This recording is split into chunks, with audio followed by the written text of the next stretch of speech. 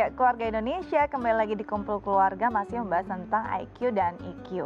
Nanti, tadi kalau kita lihat tes IQ banyak memang disediakan ya, difasilitasi.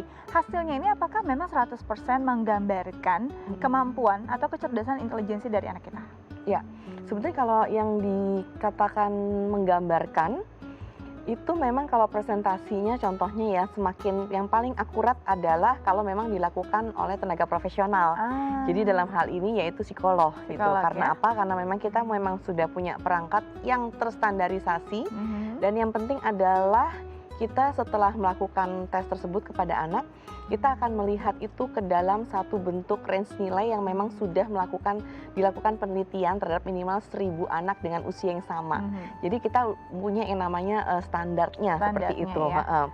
Nah, sehingga itu akan menjadi lebih akurat gitu ya, ada normanya. Jadi contohnya pada saat kita melakukan tes dengan anak 5 tahun dan kemudian kita bandingkan dengan anak 7 tahun. Nah, itu akan ada perbedaan standar gitu ya namanya. Karena apa?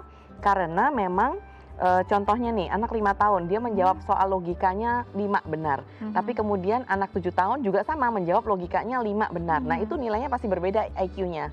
Karena tadi kita akan lihat dulu ke normanya gitu. Nah, itu yang menjadikan makanya lebih bisa dipercaya hasilnya.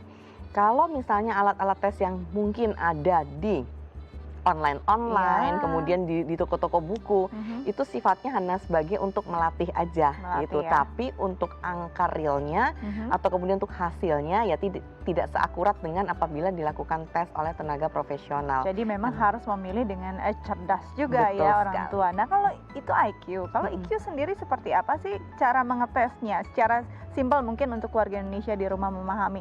Dan apa dampaknya jika tidak seimbang nih antara IQ dan EQ? Iya, nah kalau EQ itu biasa kita memang nggak bisa mengetes anak-anak itu hanya dengan alat tes saja, dengan cara meminta mereka mengisi. Kecuali apabila memang anak ini memang sudah usianya adalah remaja ke atas, dia bisa melakukan yang namanya battery test, dia tes sendiri. Tapi kalau untuk anak-anak yang masih usia di bawah 10 tahun, kita akan lakukan ada yang namanya isian gitu ya, kayak semacam daftar-daftar pertanyaan, itu kita tanyakan ke anaknya dan kemudian minta orang tuanya juga mengisi. Gitu. Jadi kita akan lihat dari segi orang tua seperti apa, dari segi si anaknya seperti apa. Nah, itu kemudian akan kita sinkronkan dan kita masukkan dalam bentuk nilai. Nah, seperti itu. Nah, sehingga nanti hasilnya adalah seperti ini.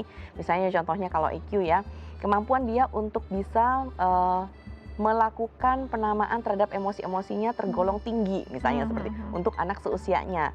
Sedangkan untuk dia mengekspresikan emosinya saat ini masih berada pada kategori rendah, misalnya seperti itu. Oleh karena itu disarankan kepada orang tua untuk lebih banyak memberikan kesempatan anak sehingga dia bisa mengekspresikan emosinya. Jadi intinya dia udah tahu tapi belum bisa mengekspresikan. Nah, seperti itu. Atau misalnya gini, anak ini sudah mampu mengetahui dan mampu mengekspresikan dengan baik sesuai dengan anak seusianya. Hanya saja dia belum mampu memotivasi dirinya pada saat dia menghadapi kesulitan-kesulitan tertentu, misalnya seperti itu. Jadi kita akan tahu, oh berarti dia nilai pemahaman oke, nilai ekspresi oke, tapi nilai motivasi dirinya yang masih perlu dikembangkan gitu. Jadi akan seperti itu sih kurang lebih hasil-hasil tesnya. Nah, nanti boleh nggak kasih tips untuk orang tua di rumah, keluarga Indonesia di rumah untuk bisa paling tidak membangun ini antara IQ dan EQ bisa berjalan dengan dinamis, berjalan dengan harmonis gitu ya, agar anaknya juga seimbang nih sampai nanti tumbuh dewasa. Iya, untuk pemirsa di rumah, jadi kita harus pahami bahwa intelijensi sama emosi itu sama-sama pentingnya. Tadi dari penelitian ada yang mengatakan 80 sama 20 gitu ya, 80 untuk EQ dan 20 untuk EQ gitu. Nah, oleh karena itu EQ atau intelligence quotient kita serahkan sebetulnya lebih dominan kepada pihak sekolah, yaitu pihak pendidik. Untuk IQ-nya ya? Ya betul, karena mereka yang akan memberikan dalam hal ini tadi stimulasi numerik, verbal, kemudian juga logika berpikir, analisa, sintesa dan sebagainya. Nah, peran kita orang tua di rumah adalah lebih dominan ke arah EQ, yaitu kecerdasan emosional, di mana memang anak ini kita tumbuhkan karakternya yang baik seperti apa, kemudian kita ajarkan dia untuk bisa menolak kalau misalnya memang dia nggak suka, kemudian juga bagaimana dia bisa berperilaku baik atau berperilaku luhur sesuai dengan nilai-nilai lingkungannya, dan kemudian bagaimana dia bisa mengekspresikan emosinya dan bisa memahami emosi orang lain dan bisa berelasi dengan baik dengan orang lain. Baik, jadi memang harus ada keseimbangan. Anti luar biasa, ini pastinya jadi inspirasi untuk keluarga Indonesia, pastinya juga untuk aku di rumah nanti untuk anakku ya. Anti terima kasih banyak. Terima kasih Sudah berbagi Dika. cerita, berbagi inspirasi di kumpul keluarga. Jangan bosan-bosan ya Anti ya. Pastinya. Oke keluarga Indonesia, bagaimana? Hari ini perbincangannya pasti jadi inspirasi dan juga mungkin bermanfaat untuk Anda dan bersama keluarga di rumah. Jangan lewatkan perbincangan kami di kumpul keluarga. Saya Astia Dika pamit undur diri, sampai jumpa.